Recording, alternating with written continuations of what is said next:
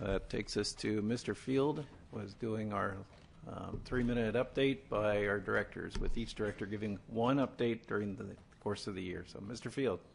That's only 3 minutes? Okay. You've been forewarned. The Public Works Department is involved in a number, in fact, we provide a wide range of services here within the city of Corona. However, it's not really the range of services that tax our resources as much as the extent of those services. And let me give you an example. Within the city boundaries, we have 420 miles of roadway to maintain. Now, when you break that up to look at each side of the street, that's over 840 miles of sidewalk, curb and gutter, signs, ramps, other types of street infrastructure. When it comes to major infrastructure projects, we always have a kind of a finite list of items that we do each year. We can plan, we can program those, we can take care of them on an annual basis, we can keep track of the funding, but it becomes very difficult to do that when we're talking about streetscape. And streetscape is one of those items that really adds a lot of life to the city. It's something that is very visually noticed by those that pass through the city and those that live here. Given the constraints that we have of that much streetscape to keep track of and just not enough staff to go out and see everything all the time, we're really at the mercy of good residents who will call a particular issue in. We're also at the mercy of other departments that are able to spot things for us. And then, of course, our own staff, as we go out, we can see things and we can take care of them. But we all desire to have a better way of taking care of that, a more comprehensive way. So this year, we reached out to Cal Poly Pomona. We took on 13 volunteer engineering students under our direction and supervision. We sent them out in the city to literally walk the city, and we named it our Walk the City program.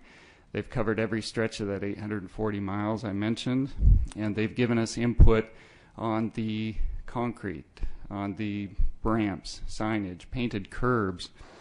And what they've been able to come back with are not only where curbs are painted and the fact that we have 13.5 miles of painted curbs in the city, but what color they're painted, the condition of that paint, and exactly where it's located so that we can start to maintain that in a more comprehensive basis. We now know that we have 11,537 city signs along our streets throughout the city. Now we have a means for keeping track of that. All of that was collected by our volunteer staff. That information came back. We worked with the IT department that was kind enough to make this a reality for us, to get this into the GIS system. And more or less, that gave us an instant to-do list. Since they kept track of the condition of items, we now have a list of critical sidewalks to fix that went beyond just the ones that maybe were turned in or complained about. We now have a comprehensive means to plan this year's work, next year's work, and future year's work, and maybe even get on top of the wave to the point where we can do some preventative maintenance on these types of issues. Over this next year, we also hope to integrate our current work order system into the GIS database so that as projects are done, completed, they will go in, the condition of that particular item will be upgraded, and then we'll have a historical record of what's been done in that site. I particularly am very proud of the staff in Public Works.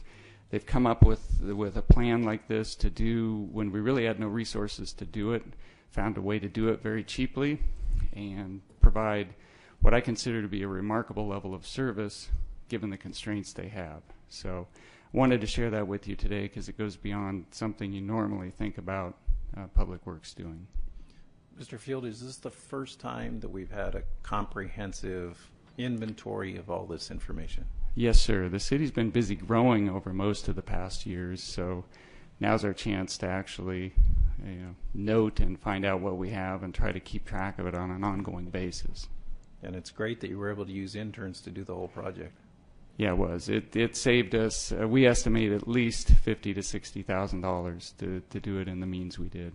How long did it take them to walk that entire? We completed about 80% of the city or 80% of the project in 3 months. And unfortunately, those were we tried to push the project along, get it done sooner, but those were 3 very hot months. So these were dedicated volunteers.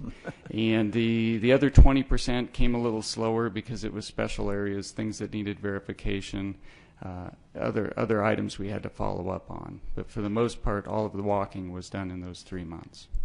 Thank you. I appreciate all the information. I know my colleagues do as well.